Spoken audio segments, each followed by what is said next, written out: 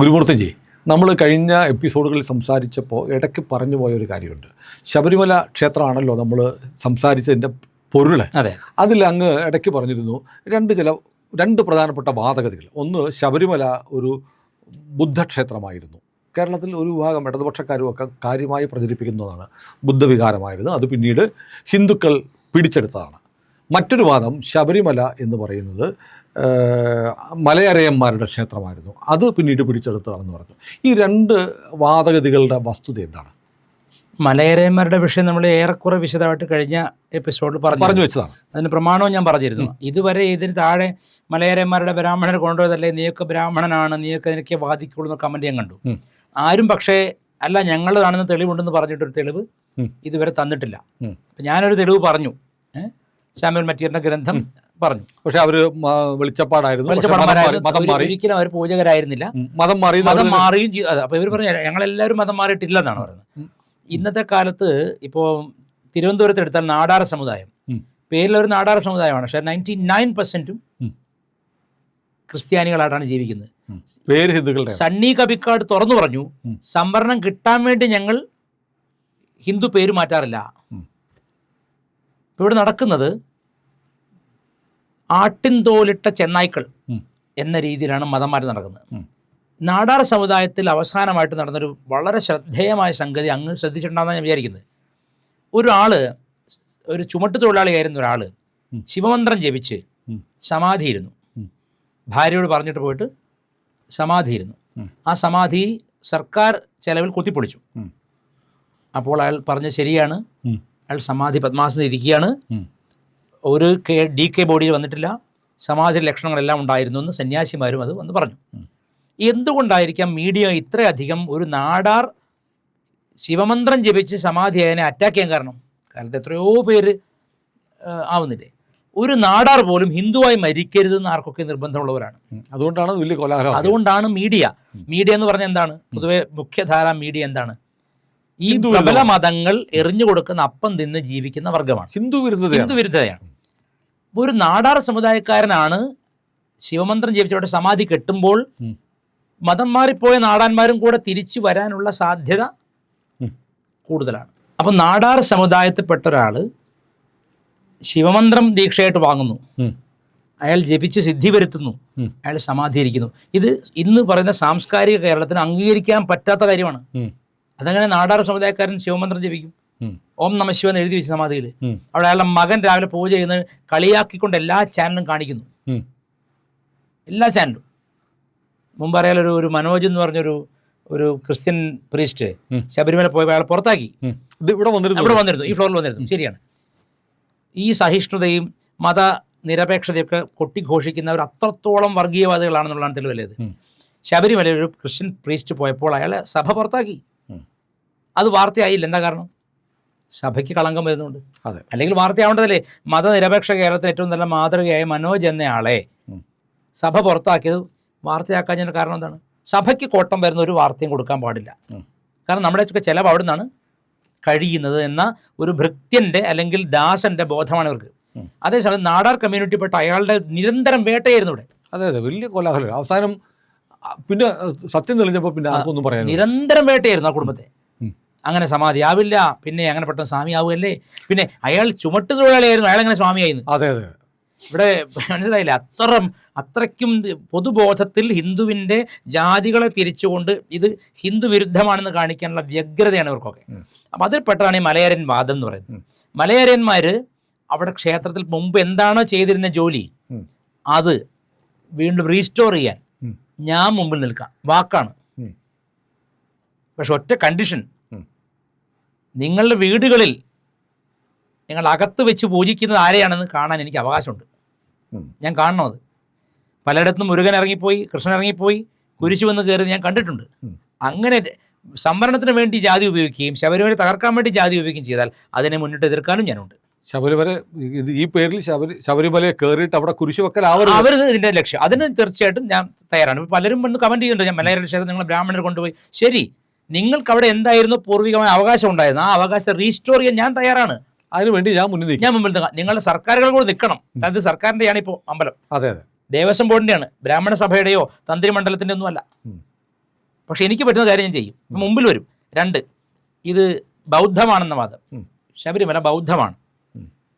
ബൗദ്ധമാണെന്ന് മാത്രമല്ല, അയ്യപ്പനല്ല കുട്ടിച്ചാത്തനാണെന്ന് പറഞ്ഞു. അയ്യപ്പനെ കുട്ടിച്ചാത്തനാണെന്നൊരു വാദമുണ്ട്. ഒരു കാര്യം എനിക്ക് പറയാൻ പറ്റും, ഇന്നത്തെ നിലയ്ക്ക് പൂജിക്കപ്പെടുന്ന ദേവത ഒരിക്കലും കുട്ടിച്ചാത്തനല്ല. മാത്രമല്ല ഇതിന്റെ മൂലസ്ഥാനം കാട്ടിനകത്ത് വേറെയുണ്ട്. അവിടെ വേറെ മൂലസ്ഥാനമുണ്ട്. അല്ലാതെ ഉള്ളിൽ മൂലസ്ഥാനമുണ്ട്. ആ മൂലസ്ഥാനത്ത് ഉള്ള ഇപ്പോഴും സ്ഥാനമുണ്ട്. അവിടെയുള്ള ദേവത ശിവനാണ്. അത് കിരാതമൂർത്തിയുടെ ഭാവമുള്ള വനശാസ്താവ് എന്ന് പറയാവുന്ന, അല്ലെങ്കിൽ കിരാതമൂർത്തി എന്ന് പറയാം. ശിവനെ പറയുമല്ലോ, അർജുനനുമായിട്ട് യുദ്ധം ചെയ്യുകയും അർജുനൻ തോറ്റുപോവുകയും ആശീർവാദം കൊടുക്കുകയും ചെയ്ത ആ കാട്ടുമൂർത്തിയായ ശിവനെയാണ് അവര് അവിടെ ഉപാസിക്കുന്നത്. അങ്ങനെ ഒരു ക്ഷേത്രം, ആ ക്ഷേത്രം എന്ന് പറഞ്ഞ സ്ഥാനം അവിടെ കാര്യം പോകുന്നില്ലല്ലോ. ഉണ്ട്. അവിടെ ആ ജാതി, അവിടെ വേറെ ജാതി ഉണ്ട് ഇതുപോലെ, അവർക്കാണ് ഇതിന് അവകാശം. അപ്പൊ ഒന്നല്ലെങ്കിൽ ആ മൂർത്തിയാണിത്, ആ കിരാതമൂർത്തിയാണിത്. അല്ലെങ്കിൽ ഇപ്പൊ അയ്യപ്പൻ എന്ന് വിളിക്കുന്ന മഹാത്മാവ് അവിടെ ലയിച്ചു എന്നാണല്ലോ സങ്കല്പം.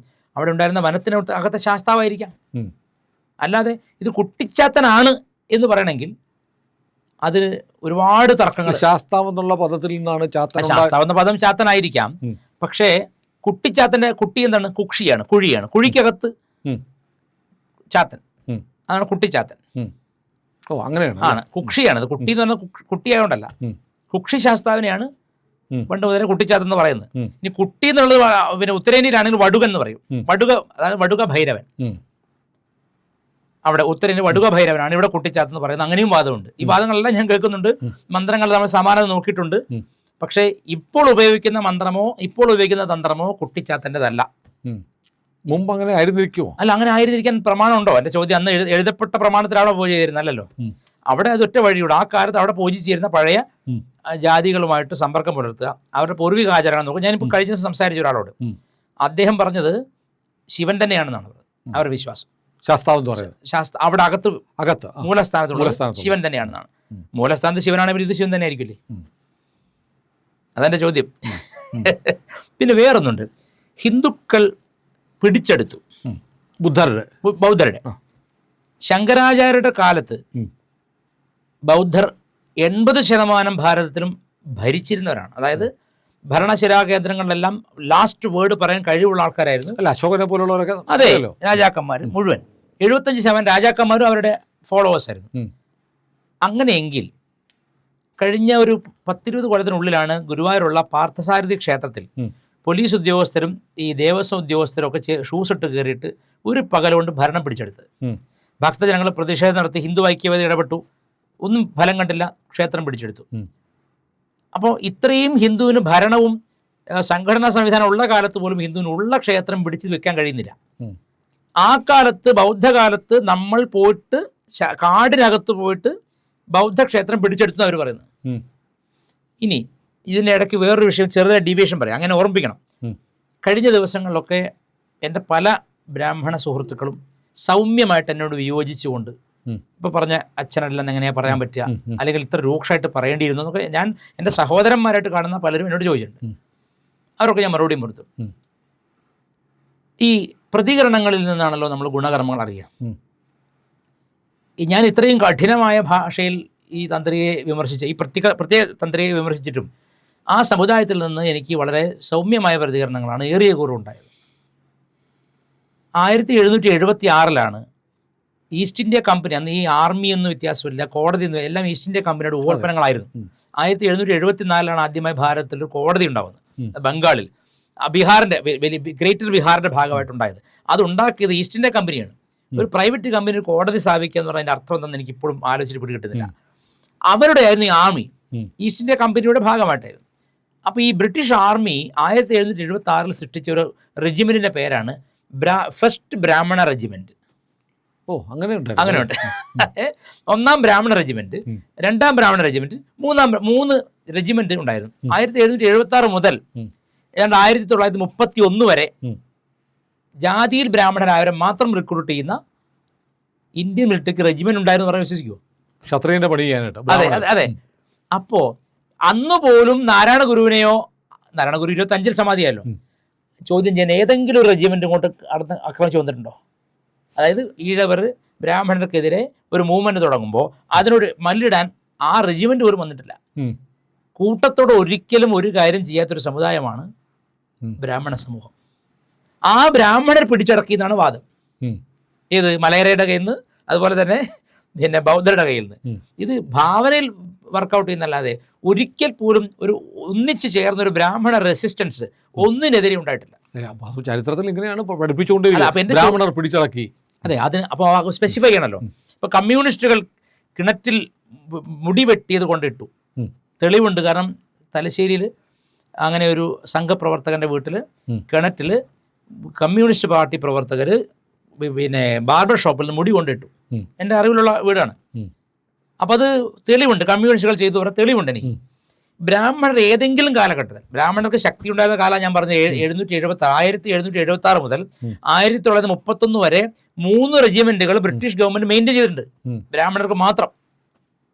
നല്ല നല്ല പോരാട്ട വീര്യമുള്ള ലോകമഹായുദ്ധങ്ങൾ പങ്കെടുക്കാൻ ശേഷിയുള്ള റെജിമെന്റ് ആയിരുന്നു അത്.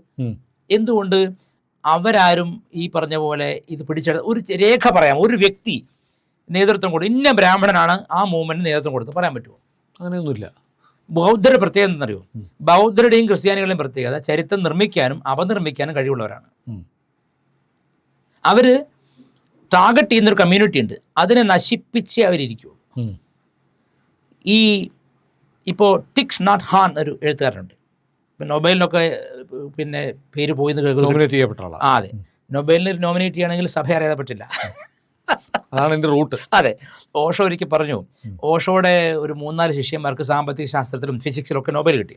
അപ്പോൾ അവർ പറഞ്ഞു, ഗുരുനാഥ, അങ്ങ് ഞങ്ങളെക്കാളൊക്കെ എത്രയോ ആഴത്തിൽ സമൂഹത്തെ സ്പർശിക്കുന്ന ആളാണ്, അങ്ങക്ക് തീർച്ചയായിട്ടും നൊബേൽ കിട്ടേണ്ടതാണ്. മറുപടി പ്രസംഗത്തിൽ ഓഷോ പറയാണ്, എൻ്റെ ലിസ്റ്റ് കുരിശ് തറക്കേണ്ടവരെ ഇതിലുണ്ടാവുകയെന്ന്, അല്ലാതെ കാരണം സഭയാണ് തീരുമാനിക്കുന്നത്.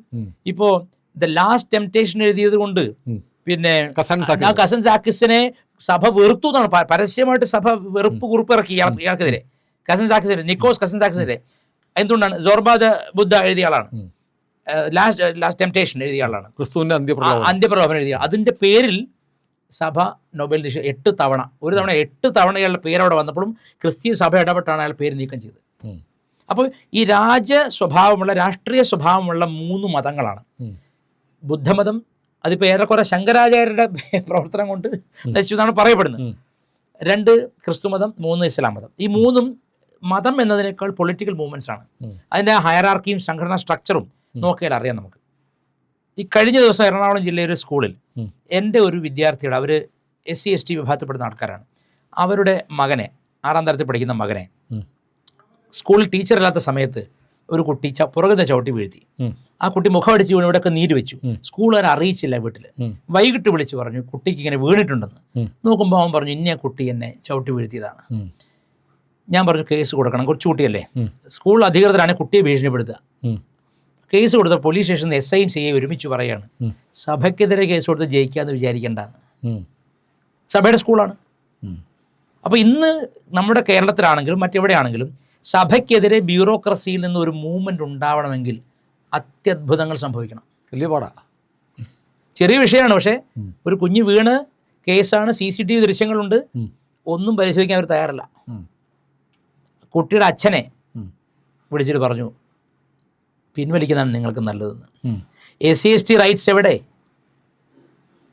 എല്ലാ ഹിന്ദുവിൻ്റെ ജാതി തിരിച്ച റൈറ്റ്സിൻ്റെയും 1000 മടങ്ങ് മേലെയാണ് സഭയുടെ കരുത്ത്, പണത്തിൻ്റെയും പിന്നെ അതിൻ്റെ ശക്തിയുടെയും കരുത്ത്. അപ്പം നമ്മൾ മൂഢസമൂഹമാണ്. നമ്മളിപ്പോഴും തർക്കിച്ചുകൊണ്ടിരിക്കുക, മലയരൻ്റെ ആണോ, അതെ, മറ്റേ ഹിന്ദുവിൻ്റെ ആരും പറയുന്നില്ല, ബൗദ്ധൻ്റെ ആണോ, കുട്ടിച്ചാത്തനാണോ. ഇത് ഞാൻ എതിർക്കുന്നു. എന്തുകൊണ്ടെന്നാൽ ഇതിനെല്ലാം പിന്നെ ഒരു ക്രിസ്ത്യൻ ഡിസൈൻ എനിക്ക് കാണാൻ പറ്റുന്നുണ്ട്. അവരെന്നെ താഴെ പറയുന്നത്, നിങ്ങളിങ്ങനെ അയ്യപ്പന് ശക്തിയില്ലാതെ ക്രിസ്ത്യാനിയാണോ പറയുന്നത്. ഞാൻ അന്ന് ആദ്യം പറഞ്ഞവർ മറന്നുപോയി. അയ്യപ്പനെ ആരും അടിച്ച് പിന്നെ ചാട്ട കൊണ്ട് അടിച്ച് കുരിശ് തറച്ചിട്ടില്ല. അയ്യപ്പൻ തന്തയാണെങ്കിൽ പോലും, തന്തയാണെന്ന് ക്ലെയിം ചെയ്താൽ പോലും ജയിലിലിടും എന്ന് തെളിയിച്ചവനാ. അയ്യപ്പന്റെ പിതൃഭക്തി പോലും അയ്യപ്പൻ ധർമ്മത്തിന് വേണ്ടി മാറ്റി വെക്കും. നീ ആരായാലും ശരി, എൻ്റെ പൈസ 1 രൂപ കട്ടാൽ ജയിലിൽ പോകുന്ന ഉറപ്പുവരുന്ന ദൈവമാണ് അയ്യപ്പൻ. ഞാൻ അന്നും പറഞ്ഞു, വളരെ വേഗം പിന്നെ ശിക്ഷ നടപ്പിലാക്കുന്ന ദൈവം കൂടിയാണ്. അതെ അതെ. അപ്പോൾ ബൗദ്ധരാണെന്ന് ചോദിച്ചാൽ മറ്റൊരു ഉദാഹരണം, ഒരു സ്ത്രീ അതിൽ എഴുതി നമ്മുടെ മറുപടിയിൽ, ശരണം വിളി, ശരണം എന്ന വാക്ക് ബുദ്ധൻ്റെ, ബുദ്ധം ശരണം ഗച്ഛാമി, ധർമ്മം ശരണം ഗച്ഛാമി. അതാണ്. ബുദ്ധനാണോ ശ്രീകൃഷ്ണനാണോ ആദ്യം ഉണ്ടായത്? കമ്മികൾ പോലും പറയും ശ്രീകൃഷ്ണനാണ്. ഗീതയിൽ എത്ര തവണ ശരണം എന്നുള്ള വാക്ക് ഉപയോഗിക്കുന്നുണ്ട്? സർവധർമാൻ പരിത്യജ്യ മാമേകം ശരണം വ്രജ അഹം ത്വാ സർവപാപേഭ്യോ മോക്ഷയിഷ്യാമി മാ ശുച. അർജുന, നീ എല്ലാ ധർമ്മങ്ങളും വിടിഞ്ഞ് എന്നെ മാത്രം ശരണം പ്രാപിക്കൂ, നിന്നെ ഞാൻ എല്ലാ ദുഃഖങ്ങളിൽ നിന്ന് മോചിപ്പിക്കാം, നീ ദുഃഖിക്കേണ്ട. പോട്ടെ, അതേ കാലഘട്ടത്തിലുള്ള ദേവി മഹാത്മ്യം, സർവമംഗളമാംഗല്യേ ശിവേ സർവാർത്ഥസാധികെ അല്ലെ, ത്രയംബകെ അല്ലെ, അതെ, നാരായണ ശരണാഗത ദീനാർത്ഥ പരിത്രാണ ഉണ്ട്, എത്രയോ തവണ പറയുന്നുണ്ട്. അങ്ങനെ എത്രയോ പൂർവ്വ ഗ്രന്ഥങ്ങൾ ശരണം വിളി. സംസ്കൃത പദമാണത്. സംസ്കൃതത്തിൽ നിന്ന് പ്രാഗ്രൂപമായിട്ടുള്ള നാടൻ ഭാഷയാണ് പാലി, ബുദ്ധൻ ഉപയോഗിച്ച ഭാഷ. അതിൽ ശരണം വന്നാൽ എന്താ അത്ഭുതമുള്ളത്? അത് ഹിന്ദുവിൻ്റെ അല്ലാതാവുന്നുണ്ടോ? ഇതൊക്കെ എന്തൊരു വികലമായ വാദം. പിന്നെ ബുദ്ധൻ്റെ പ്രധാനപ്പെട്ട ടീച്ചിങ്സ് ധമ്മപദയിലാണ്. അതിലെവിടെയെങ്കിലും വിഗ്രഹാരാധന പ്രോത്സാഹിപ്പിക്കുന്നുണ്ടോ? ബുദ്ധൻ സ്വയം തൻ്റെ വിഗ്രഹം ഉണ്ടാക്കി പൂജിക്കാൻ പറഞ്ഞിട്ടുണ്ടോ? പക്ഷെ അങ്ങനെ ചെയ്യുന്നുണ്ടല്ലോ. ഓഷോ രസമായിട്ട് പറഞ്ഞു. ഓഷോ എവിടെ പോയപ്പോൾ അവിടെ ഏതൊരു രാജ്യത്ത്, കംബോഡിയ ആണോ എനിക്ക് കൃത്യമായിട്ട് ഓർമ്മയില്ല, ഓഷോ പറയുന്നു ബുദ്ധൻ്റെ പല്ല് കൊണ്ട് പല്ല് വെച്ചിട്ടുണ്ട്, ആനയ്ക്ക് പോലും അത്ര വലിയ പല്ലില്ല എന്ന് വെച്ചാൽ ആരാധന മൂത്തിട്ട് ഏതിനെയാണോ ആദ്യം കല്ലെറിഞ്ഞത് അത് എടുത്ത് വിഴുങ്ങുകയാണ്. വിവേകാനന്ദ സ്വാമി കാര്യം പറഞ്ഞിട്ടുണ്ട്, നിങ്ങൾ എന്തൊക്കെ കല്ല് വെച്ചാണോ ഹിന്ദുക്കളെ അടിക്കുന്നത് ആ കല്ലൊക്കെ നിങ്ങളത് പൂജിക്കുന്നു. ഉദാഹരണം പറഞ്ഞാൽ ഈ വിഗ്രഹാരാധന ബൈബിളിലുണ്ട്. എന്ത്? വിഗ്രഹത്തെ ആരാധിക്കുന്ന മണ്ണുകൊണ്ടോ കല്ലുകൊണ്ടോ പ്രതിമ ഉണ്ടാക്കിയവൻ നരകത്തിൽ തന്നെ കിടക്കും. ഈ അടുത്തിടയ്ക്ക് ഒരു ചോറിൽ എഴുതി വെച്ചു. വിഗ്രഹാരാധികൾ, സ്വർഗാനുരാഗികൾ, സ്വയംഭോഗികൾ, വ്യഭിചാരികൾ ഇവരെല്ലാം നിത്യം നരകത്തിൽ പോകുന്നതാണ് എഴുതി വെച്ചു ഒരുത്തൻ. ഞാൻ ചോദിക്കട്ടെ, കേരളത്തിൽ ഹൈവേയിലൂടെ പോയാൽ ഇടതും വലതും യേശുവിൻ്റെ വിഗ്രഹങ്ങൾ കൊണ്ട് നിറഞ്ഞിരിക്കുകയല്ലേ? അത് വിഗ്രഹമല്ലേ? എല്ലാ പള്ളികൾക്കകത്തും ഇവർ ചുവലോട്ട് നോക്കിയാണോ പ്രാർത്ഥിക്കുന്നത്? അല്ല, വിഗ്രഹങ്ങളാണ്. അവിടെ പൂജയ്ക്ക് സമാനമായ പൂക്കൾ അർപ്പിക്കുന്നുണ്ട് അല്ലേ? അല്ല, ഈ മറ്റേ ക്രൂശിതരു അല്ല, ഈ മരിച്ചു കിടക്കുന്ന യേശുവിന്റെ ദേഹവുമായി അതിന്റെ റെലിക്സ്, അതിന്റെ മരിച്ച അസ്ഥി ഞങ്ങളുടെ സ്കൂളിൽ കൊണ്ടുവന്നുണ്ട്. ഫാത്തിമ, കരയുന്ന ഫാത്തിമ മാതാവ്. അല്ല, ഇത് ഈ എഴുന്നള്ളിപ്പുണ്ട്, കണ്ടു, ഈ മൃതദേഹം കൊണ്ടുപോകുന്നത് പോലെയുള്ള അതിനപ്പുറം എല്ലാം ഉണ്ട്. അതിനപ്പുറം ചോദിക്കട്ടെ, ഒരു ആള് അത് ഇപ്പോഴും യൂട്യൂബിൽ കറങ്ങുന്നുണ്ട്. ഒരാൾ വർക്ക്ഷോപ്പിൽ പോയിട്ട് സ്കൂട്ടർ എന്തോ കേടായി. കുറേ സ്കൂട്ടർ വർക്ക്ഷോപ്പുകാരൻ ഇയാളെ വിളിച്ചു, ചേട്ടാ ഇതിൽ എന്താ ചെയ്തത്? അല്ല, കൃപാസനം പത്രം അരച്ച് പിന്നെ പെട്രോൾ ടാങ്കിൽ ഇട്ടാൽ മൈലേജ് കൂടും, മാതാവ് അനുഗ്രഹിച്ചിട്ട്. ഈ കഴിഞ്ഞ 2 ആഴ്ച മുമ്പെയാണ് വാറ്റിക്കനിലെ സഭ പറഞ്ഞത് യേശു അല്ലാതെ ഒരു മധ്യസ്ഥനും ഇല്ല, മാതാവ് ആരാധ്യ അല്ല എന്ന് വാറ്റിക്കൻ പറഞ്ഞു. കൃപാസനം അടച്ചു പൂട്ടുവോ? അപ്പം ഇങ്ങനെ അവനവൻ്റെ പ്രശ്നങ്ങൾ 10,000 ഉള്ളപ്പോൾ ഹിന്ദുവിനെ എടുത്ത് കല്ലെറിയാണ്. ഹിന്ദുവിൻ്റെത് ബൗദ്ധൻ്റെയാണ്, മലയരൻ്റെയാണ്, മറ്റവൻ്റെയാണ്, കുട്ടിച്ചാത്തനാണ്, മറ്റാണ്. ഈ വാദങ്ങൾക്ക് പോയാൽ ഹിന്ദു മതത്തിന് ഒരിക്കലും സ്വൈര്യം കിട്ടും. ആ സ്വൈര്യം കിട്ടരുതെന്നാണ് ഇവർ ആഗ്രഹിക്കുന്നത്. എൻ്റെ ചോദ്യം, എനിക്ക് ഇവരോടുള്ള ചോദ്യം ഓപ്പൺ ക്വസ്റ്റ്യൻ ആണ്, ഹിസ്റ്റോറിയൻസിനോടുകൂടിയാണ്. ഏതെങ്കിലും കാലഘട്ടത്തിൽ ബ്രാഹ്മണരുടെ ഒരുമിച്ചുള്ള മൂവ്മെൻറ്റിലൂടെ ശബരിമല പിടിച്ചെടുത്തതായി ഒരു ചരിത്രരേഖ പറയാം? ഒറ്റ രേഖ മതി. ഒരു ചരിത്രരേഖയുണ്ടോ? ഇന്ന ഇല്ലത്തെ ഇന്ന നമ്പൂതിരി പോയിട്ടാണ്, അല്ല ഇന്ന ഇല്ലത്തെ മറ്റയാൾ പോയിട്ടാണ് പറയാൻ പറ്റുന്ന ഒരു ചരിത്രരേഖ പോലും ഇല്ലാതെ വെറും വൃഷാപവാദം ഉന്നയിച്ചുകൊണ്ട് ഹിന്ദുക്കളെ തമ്മിലടിപ്പിക്കുകയാണ് ഈ ബൗദ്ധവാദം ചെയ്യുന്നത്. CPM-കാരാണ് പിന്നെ കമ്മ്യൂണിസ്റ്റ് ഹിസ്റ്റോറിയൻസ് ആണ് മെയിൻ. അതെ, ഒരു കുരിശ് മടക്കി ഒടിച്ചതാണ് ഈ പിന്നെ ഹിറ്റ്ലറുടെ, അതും ഈ കമ്മ്യൂണിസ്റ്റ് പാർട്ടിയുടെ കരിവാളം ചുറ്റുകയും. കാരണം പിന്നെ മാവോ സെതൂങ്ങിനെതിരെ പിന്നെ റഷ്യൻ കമ്മ്യൂണിസ്റ്റ് നേതാക്കന്മാർക്ക് ബോൾഷെവിക് പാർട്ടി ക്രിയേറ്റ് ചെയ്തതൊക്കെ ചരിത്രമുണ്ട്. അതായത് ക്രിസ്തീയ സഭ 2ആയി പിരിഞ്ഞ സമയത്ത് അവിടെ ഉണ്ടായിരുന്ന റഷ്യൻ ഓർത്തഡോക്സ് സഭ, അവരുടെ പ്രതിഷേധമാണത്. ആ പ്രതിഷേധത്തെ നിയന്ത്രിക്കാൻ വേണ്ടി, അടിച്ചമർത്താൻ വേണ്ടി വാറ്റിക്കൻ ചർച്ച് ക്രിയേറ്റ് ചെയ്താണ് കമ്മ്യൂണിസ്റ്റ് പാർട്ടി പറയുന്നത്. കമ്മ്യൂണിസ്റ്റ് പാർട്ടി പള്ളിയുടെ പ്രൊഡക്റ്റ് ആണെന്നാണ് പറയുന്നത്. ചരിത്രത്തെ ഒരു എഴുതാപ്പുറമാണത്. അത് എഴുതാപ്പുറം എഴുതിയിട്ടുമുണ്ട്. കാരണം ഈ മേരി ദി ഇമാക്കുലേറ്റ്, അതായത് CMI എന്ന് പറയുന്നല്ലോ, Carmelites of the Mary the Immaculate, ഇതിൻ്റെ സ്ഥാപകനും വലിയ ക്രിസ്തീയ വിശ്വാസിയുമായിരുന്ന ലോയോള. ഇപ്പോൾ കോളേജുകളുണ്ടല്ലോ, ഹനുമാനെ നഗ്നനാക്കി വരച്ച ചെന്നൈയിലെ ലോയോള കോളേജ്. ഈ ഇഗ്നേഷ്യസ് ലോയോള എന്ന് പറഞ്ഞ ആള്, I think he was a Spanish warrior, Portuguese warrior. അയാളെ ഒരു സാധാരണ പട്ടാളക്കാരനായിരുന്നു. അയാളെ കാലൊടിഞ്ഞ് കിടന്ന കാലത്ത് അയാൾ പെട്ടെന്ന് തോന്നുകയാണ് യേശുവിനേക്കാൾ മാതാവിനോട് അർപ്പിതമായൊരു സംഘടന ഉണ്ടാവണം. അങ്ങനെ ഇവർ പ്രബലരായി. ആ പ്രബലരായ സമയത്ത് വാറ്റിക്കൻ അവരെ ചർച്ചയ്ക്ക് വിളിക്കുകയും ഇവരെ ഒരു പടയാളികളെ ഉപയോഗിക്കുകയും ചെയ്തു. അവരുടെ ക്രിയേഷനാണ് ഈ ലോകത്തുള്ള കോൺസ്പിരസി തിയറികൾ. ഏറ്റവും വലിയ 4-5 തിയറി എടുത്താൽ ഈ പറഞ്ഞ ഇഗ്നേഷ്യസ് ലോയോളയുടെ കൈ അതിൽ കാണാം. ഏറ്റവും ലാസ്റ്റ് നമുക്ക് അറിയാവുന്നൊരു ചരിത്രം പറയാം. ഗോവയിൽ ഹിന്ദുക്കളെ തുളസിത്തറ വെച്ചാൽ ചാട്ടക്കടിക്കുന്ന ഒരു കാലം ഉണ്ടായിരുന്നു. ഇൻക്വിസിഷൻ ഗോവൻ ഇൻക്വിസിഷൻ എഴുതിയത് ഹിന്ദു അല്ല, RS അല്ല, എഴുതിയത് ആ ബ്രിട്ടീഷ്, അങ്ങനത്തെ ബ്രിട്ടീഷ് റെക്കോർഡ്സ് ആണത്, ഫ്രഞ്ച് റെക്കോർഡ്സും ഉണ്ട്. ആ ബുക്ക് രണ്ടും ഞാൻ വായിച്ചാണ്. അത് രണ്ടിലും പറഞ്ഞിരിക്കുന്നത് ഹിന്ദുക്കളെ, കുട്ടികളെ കൊണ്ട് സെന്റ് ഫ്രാൻസിസ് എന്ന് പറയുന്ന ആൾ കത്ത് ചെയ്തിരിക്കുകയാണ് ലോയളയ്ക്ക്, അവർ സഹപാഠികളാണ്.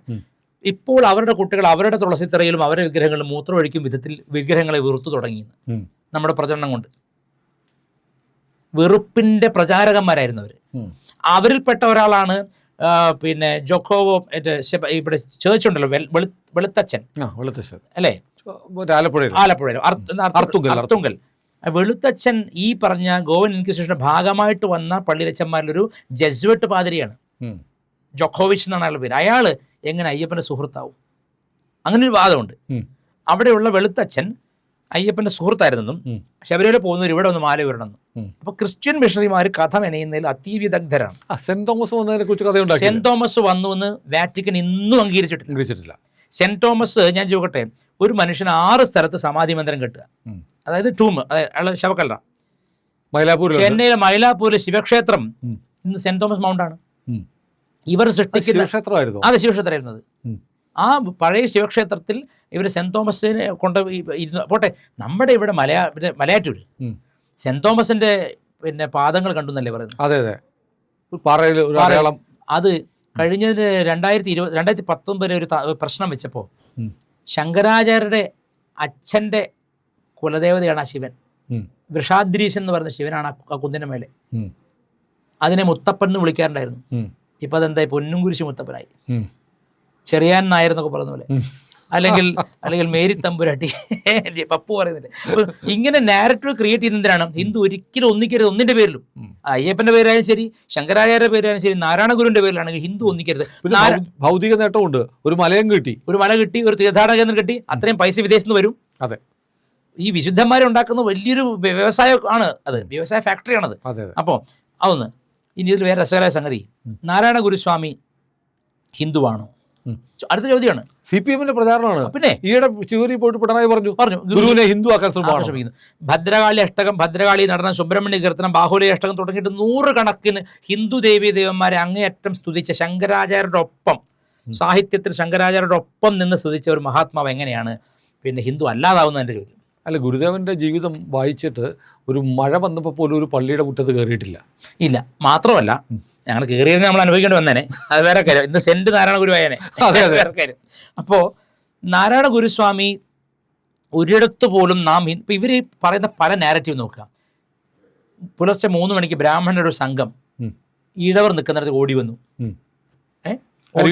അരുവിപ്പുറത്ത് വന്നിട്ട് നമ്പൂരിയർ ഉറങ്ങാതെ വന്നിരിക്കുകയാണ്, എന്തിന്? തടയാൻ വേണ്ടിയിട്ട്. അന്നും തടഞ്ഞിട്ടില്ല, ഇന്നും തടഞ്ഞാൽ ആർക്കാ തല്ലുള്ള എന്ന് എല്ലാവർക്കും അറിയാം. അങ്ങനെ സ്ഥലത്തേക്ക് ഒരു നമ്പൂരി പോവോ? എൻ്റെ അറിവില്ല കേട്ടോ. അങ്ങനെ ഈഴവർ തടിച്ചു കൂടി സ്ഥലത്ത് പോയിട്ട് ഇത് ചെയ്യരുതെന്ന് പറയാൻ ഒരു ധൈര്യമുള്ള നമ്പൂരി അന്നും ഉണ്ടായിട്ടില്ല, എന്നും ഉണ്ടായിട്ടില്ല. ഉണ്ടാവോ? അങ്ങനെ പരമാവധി പ്രശ്നങ്ങൾ ഒഴിവാക്കി പോകാന്നുള്ളതാണ് പ്രധാന രീതി. അപ്പോൾ അവർ ചെന്നു എന്നാണ് പറയുന്നത്. ചോദ്യം ചെയ്തു, നിങ്ങൾ എങ്ങനെയാണ് പ്രതിഷ്ഠിക്കുക? ഉടനെ അദ്ദേഹം പറഞ്ഞത് അതിനിത് ഈഴവ ശിവനാണ്. അങ്ങനെ ഒരു ജാതിയെ ഐഡന്റിഫൈ ചെയ്യുന്ന ഒരാൾ ബ്രഹ്മ വിലീനത്വം നേടിയ മഹാത്മാവാകുമോ? കല്ലിൽ ജാതി മനുഷ്യരിൽ ജാതി കണ്ടെത്താത്ത ആൾ കല്ല് ജാതിയാണെന്ന് പറഞ്ഞു അവർ പറയുന്നത്. അത് ഗുരുനിന്ദയാണ്. ഗുരുവിനെ കല്ലുകൊണ്ടടിക്കലാണ്. ഗുരു ഒരിക്കലും അങ്ങനെ പറഞ്ഞിട്ടില്ല. അങ്ങനെ ഒരിക്കലും ഒരു ബ്രഹ്മവിലീനനായ ഒരു ബ്രഹ്മജ്ഞാനി ഒരിക്കലും ആ വാക്ക് പറയില്ല. ഇപ്പോൾ ഒരാൾ ഇത് മോട്ടോറോളയാണ്, ഇത് ബ്രാഹ്മണ ഫോണാണെന്ന് നിങ്ങളോട് പറഞ്ഞാൽ എനിക്ക് ബ്രഹ്മജ്ഞാനം എൻ്റെ പറമ്പ് കൂടെ പോലും പോയിട്ട്, അതായത് ഒരു നിശ്ചേതന വസ്തുവിൽ പോലും ഞാൻ ജാതി ആരോപിച്ചാൽ ഞാൻ പറഞ്ഞ അദ്വൈതത്തിന് ഉണ്ടാവില്ല. ഇപ്പം നാരായണ ഗുരുവിനെയൊക്കെ ഇങ്ങനെ സമർത്ഥമായിട്ട് വ്യാഖ്യാനിച്ച് നശിപ്പിക്കുക ചെയ്തിട്ടുള്ളവർ. മതേതരനാക്കുകയാണ്, ഹിന്ദു വിരുദ്ധനാക്കുകയാണ്. മതം മാറ്റത്തെ ഗുരു ഒരിക്കലും അനുകൂലിച്ചിട്ടില്ല. മാത്രമല്ല ക്രിസ്ത്യാനികളോട് ഇത് ഒറ്റ ചോദ്യം, ബാക്കിയെല്ലാം വിട്ടേക്കൂ. ക്രിസ്തീയ പുരോഹിതർ നാരായണ ഗുരുവിനെ മതം മാറ്റാൻ വേണ്ടി ചെന്നപ്പോൾ അദ്ദേഹം ചോദിച്ചൊരു ചോദ്യം ഇതാ, ഓപ്പണായിട്ട് നിങ്ങളോട് ചോദിക്കുകയാണ് ഞാൻ. നാരായണ ഗുരുവിൻ്റെ അടുത്ത് പോയിട്ട് പറഞ്ഞു, അങ്ങ് മഹാനാണ്, പണ്ഡിതനാണ്, അങ്ങേപ്പോൾ ഒരാൾ ഇങ്ങോട്ട് വന്നാൽ അധസ്ഥരെയൊക്കെ ഇങ്ങോട്ട് കൊണ്ടുവരാൻ പറ്റും, ക്രിസ്തുവിലൂടെ രക്ഷ പ്രാപിക്കാമെന്ന് പറഞ്ഞാരോട് ഗുരുദേവനോട് പറഞ്ഞു. നാരായണ ഗുരുസ്വാമി തിരിച്ചു ചോദിച്ചു, ഞാൻ മാറാം, കുഴപ്പമൊന്നുമില്ല, എനിക്ക് 2 ചോദ്യങ്ങൾ ഉത്തരം വേണം. ഒന്ന്, ക്രിസ്തു ഈ ലോകത്തെ പാപം മുഴുവൻ ഏറ്റെടുത്താണോ മരിച്ചത്? അതെ, മനുഷ്യരാശിയുടെ മുഴുവൻ പാപം ഏറ്റിട്ടാണ് കുരിശ് കയറി വേദന അനുഭവിച്ചത്. ശരി, അങ്ങനെയെങ്കിൽ പിന്നെ ബാക്കി പാപികൾ എങ്ങനെ ഉണ്ടായി? മൊത്തം പാവം പുള്ളി കൊണ്ടുപോയില്ലേ? അതെ അതെ, പിന്നെ ഇല്ലല്ലോ. പിന്നെ നാരായണ ഗുരു ഭാവിയാവുന്ന എങ്ങനെ, സുനിൽ ചേട്ടി ഭാവിയാവുന്ന എങ്ങനെ, ഞാൻ ഭാവിയാവുന്ന എങ്ങനെയാണ്? അതെ അതെ, ഇപ്പോഴും നടക്കണ്ടല്ലോ ഇപ്പോഴും നമ്മളെ പാപി എന്നാ വിളിക്കുന്നത്. അല്ലേ? അപ്പൊ ഈ പാപി എങ്ങനെ ബാക്കിയായി? ഇപ്പൊ മുഴുവൻ കൊണ്ടുപോകാൻ പറ്റിയില്ലേ? ഒരു ട്രക്കിൽ ഇപ്പൊ വണ്ടി അതുപോലെ തികഞ്ഞു പോയി, പകുതി കൊണ്ടുപോയി പിന്നെ അടുത്ത് അങ്ങനെ വെച്ചോ. ഇതിന് മറുപടി എന്നാ ഞാൻ മാറാന്ന് പറഞ്ഞു. അത് പോയ വഴിക്ക് പോലും വിളിച്ചിട്ടില്ല ഇപ്പോഴും. അപ്പോ അത്രയും കഠിനമായി ഞാൻ പോലും ഇതുവരെ അവരെ പറഞ്ഞിട്ടില്ല. നാരായണ ഗുരു അന്നത്തെ കാലത്തെ സോഫ്റ്റ് ടെററായിരുന്നു ഇവർക്ക്. അല്ല, ചട്ടമ്പിസ്വാമികളോ ക്രിസ്തുമത ചേതന? അയ്യോ, അത് രസമുണ്ട്. ക്രിസ്തുമത ഛേദനം വായിച്ചാൽ ഇവർ ആത്മഹത്യ ചെയ്യേണ്ടി വരും. കാരണം ഞാൻ അത്ഭുതപ്പെടാറുണ്ട്. ഞാനിപ്പോൾ ഒരു പർട്ടിക്കുലർ ഒരു കാര്യം റിസർച്ച് ചെയ്യണേ, എനിക്ക് 5-6 പുസ്തകം നോക്കണ്ടേ. ഈ അലഞ്ഞു നടക്കുന്ന മനുഷ്യൻ ഒരു പുസ്തകം നോക്കാണ്ടാണ് അത് എഴുതിയത്. ബൈബിൾ ക്ലിയർ ആയിട്ട് കോട്ട് ചെയ്തിട്ട്. അപ്പൊ അത്ര മേധാശാലിയായിരുന്നു ഈ രണ്ടുപേരും, നാരായണ ഗുരുവും ചട്ടമ്പിസ്വാമിയും. ചട്ടമ്പിസ്വാമി ഒരു പുസ്തകം നോക്കിയിട്ടില്ല. ആ എഴുതിയ പുസ്തകം നോക്കി ഇന്നും റിസർച്ച് കോളേജിൽ എഴുതാൻ പറ്റില്ല അങ്ങനെ ഷാർപ്പായിട്ട്. ആ ഷാർപ്പ് ക്രിറ്റിസിസം ക്രിസ്തുമത ഛേദനം വായിച്ചവർ ഇന്ത്യ ലൈവിന്റെ പ്രേക്ഷകരിലുണ്ടെങ്കിൽ അവർ താഴെ വന്ന് ഹാജരിടേണ്ടതാണ്. അതെ, തീർച്ചയായിട്ടും. എന്നിട്ട് വേണം ഇവർ പറയുന്ന നുണകൾ വിശ്വസിക്കാൻ. അപ്പോൾ NSS വേറൊരു ഡിഫൻസ് എടുത്തു. കാരണം മക്കൾക്കൊക്കെ പ്രൊമോഷൻ കിട്ടുന്നത് സഭയുടെ സ്ഥാപനങ്ങളിലാണല്ലോ. ചട്ടമ്പിസ്വാമികൾ ക്രിസ്തുമത ഛേദനം മാത്രമല്ല, ക്രിസ്തുമത സാരവും എഴുതിയിട്ടുണ്ടെന്ന്. സാരം എഴുതിക്കൊണ്ട് ക്രിസ്തുമത ഛേദനം ഇല്ലാതാവുന്നില്ല. അതെ അതെ. ഓഷോ ക്രിസ്തുമതത്തെ അങ്ങേയറ്റം വിമർശിച്ച ആളാണ്. ഓഷോ ദ മസ്റ്റാർഡ് സീഡ്സ് എന്ന് പറഞ്ഞിട്ട് യേശുവിനെ പറ്റി പുകഴ്ത്തി എഴുതിയിട്ടുണ്ട്. അതുകൊണ്ട് വിമർശനം ഇല്ലാതാവുന്നില്ല. കാതലായ വിമർശനം ഈ പുസ്തകത്തിലുള്ള പൊരുത്തക്കേടുകളും ഇദ്ദേഹത്തിന്റെ ചരിത്രത്തെ പറ്റിയുള്ളതാണ്. ഇതൊന്നും ചർച്ച ചെയ്യില്ല. കേരളത്തിൽ ചർച്ച നാരായണ ഗുരു ഹിന്ദു അല്ലെന്ന് പറയാം, ചട്ടമ്പിസ്വാമി ഹിന്ദു അല്ലെന്ന് പറയാം, അല്ലെങ്കിൽ അയ്യപ്പൻ ഹിന്ദു അല്ലെന്ന് പറയാം, ശബരിമല മതേതരമാണെന്ന് പറയാം. അത് ഹിന്ദുക്കൾ എവിടെയെങ്കിലും ഒന്നിക്കുന്നു എന്ന് കണ്ടാൽ പ്രശ്നമായി. ഉടനെ ഇവർ ഹാലളക എന്ന് പറയില്ലേ, ഉടനെ ഹാലളകിയിട്ട് അത് അങ്ങനെയല്ല ഇങ്ങനെയാണെന്ന് പറയാം. അപ്പോൾ അതിനുള്ള മറുപടി നമ്മൾ പറയേണ്ട ഒരു പ്ലാറ്റ്ഫോമാണ് ഇന്ത്യ ലൈവ്. വേറെ ഒരു ചാനലും ഇങ്ങനെ കാതലായ ചോദ്യം ചോദിച്ചിട്ടില്ല. അതെ അതെ, അതുകൊണ്ടാണ് പറയുന്നത്. തീർച്ചയായും അത് നമ്മുടെ ഒരു ദൗത്യം കൂടിയാണ്. തീർച്ചയായിട്ടും. പ്രിയപ്പെട്ട പ്രേക്ഷകരെ, ഏതായാലും വിദ്യാസാഗർ ഗുരുമൂർത്തിജി നമ്മുടെ ചാനലിൽ വരുന്നത് ഞാൻ മുമ്പൊരു എപ്പിസോഡിൽ പറഞ്ഞ പോലെ നമ്മുടെ കണ്ണുകൾ തുറക്കാനും കാതുകൾ തുറക്കാനും ചിന്ത ഉണരാനും വേണ്ടിയാണ്. നമ്മൾ അപ്രിയ സത്യങ്ങൾ പറയാൻ ആരെങ്കിലും വേണം. അത് ധീരമായി നിർഭയം അങ്ങ് വിളിച്ചു പറഞ്ഞുകൊണ്ടിരിക്കുകയാണ്. ഈ സമാജത്തിന് വേണ്ടി അങ്ങ് ചെയ്യുന്ന ഒരു വലിയ സേവനമാണത്. ഒരുപാട് പേർക്ക് ഒരു പുതിയ ഉണർവുണ്ടാവട്ടെ. അങ്ങയുടെ നാവ് നിരന്തരം ശബ്ദിച്ചുകൊണ്ടിരിക്കട്ടെ. ഭഗവാൻ അങ്ങയെ അനുഗ്രഹിക്കട്ടെ. സന്തോഷം. നമസ്കാരം.